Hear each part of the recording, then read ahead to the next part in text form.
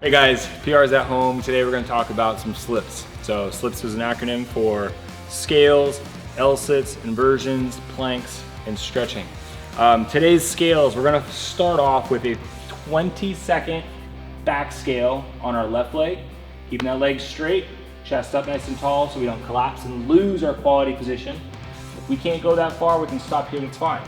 20-second hold into 20-second front scale. Okay, now we want to try to flow from that back scale into the front, because then we're going to have a 20-second rest to shake out, shoulders recover, and then we'll repeat on the other side. 20-second back scale, bring it forward into 20-second front scale, okay?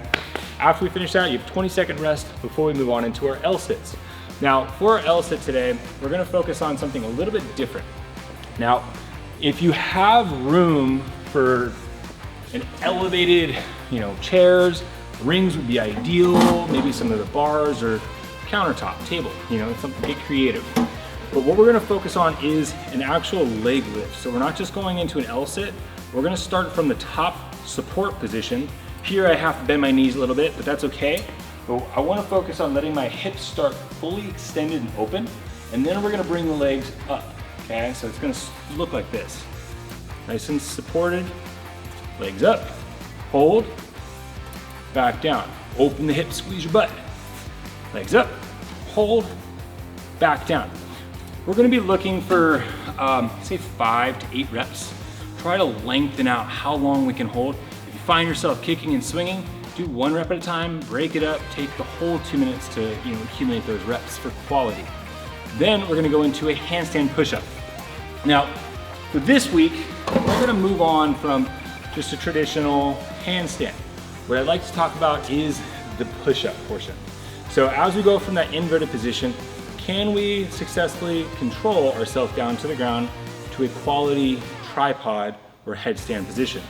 Now, we use this term, the tripod, a lot because really it's a 3-point contact where our hands are level and our head's gonna be just above.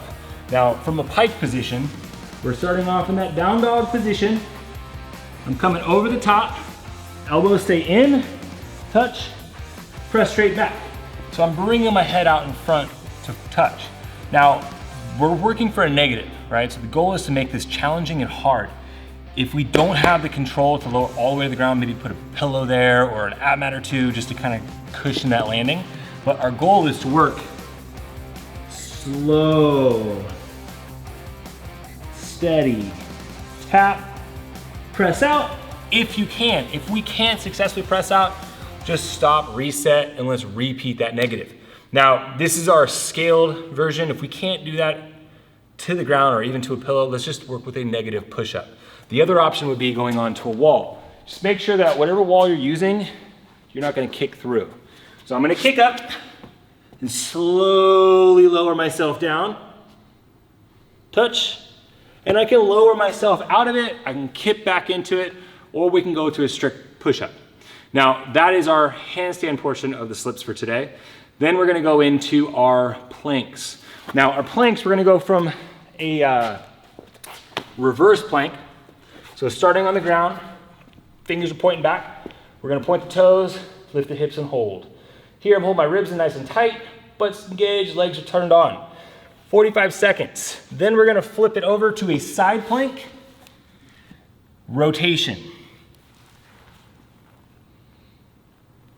Each time we rotate, we're gonna come all the way up, wind open that shoulder, roll to the other side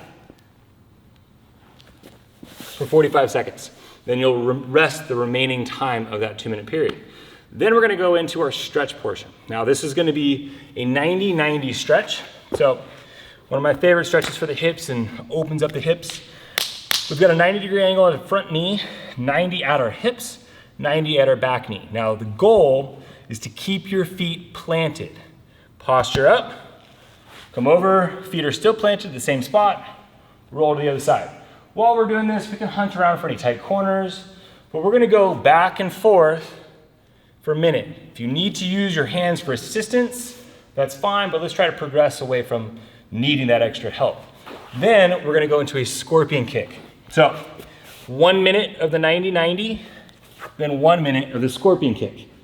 Arm out to the side, this foot comes up, plants, this arm reaches back, palm open, and then back down to the other side. Plant the foot, squeeze the butt, reach out up and overhead, back down. 1 minute there. So we've got 2 minutes on our stretch between the 90-90 and the scorpion kick. That's 1 round. We're gonna repeat it twice. Once we finish off our slips, then we're gonna go into 3 rounds for time. 12 dumbbell or sandbag thrusters, 12 front rack or unilateral sandbag walking lunges, and 12 box jumps. If we don't have a box jump, we're gonna go with a broad jump. So for our dumbbell thrusters, let's alternate it. 6 on the right, 6 on the left. Lunges, front rack, walking forward, make sure we reach that full extension. 6 on the left, 6 on the right. We're using our sandbag. The thrusters are gonna look like this. Going from the shoulder, we're gonna squat, press out, bring it to the other side. Squat, press out, and then the same thing with the lunge. So unilaterally, we're gonna go 6, flip it over for another 6. Then we get into our box jump. Now, if we don't have a box jump, let's go to a broad jump. Measure out 5 feet for the ladies, 6 feet for the guys. And all we're looking for is a big jump with a soft controlled landing. If we can't jump far and land controlled, let's make some small jumps to break that up a little bit. But it's 12 reps, so 1, 2. If you have to make small jumps, that's fine as long as you accumulate the 6 feet or 5 feet and then repeat. So have fun, guys. Stay healthy.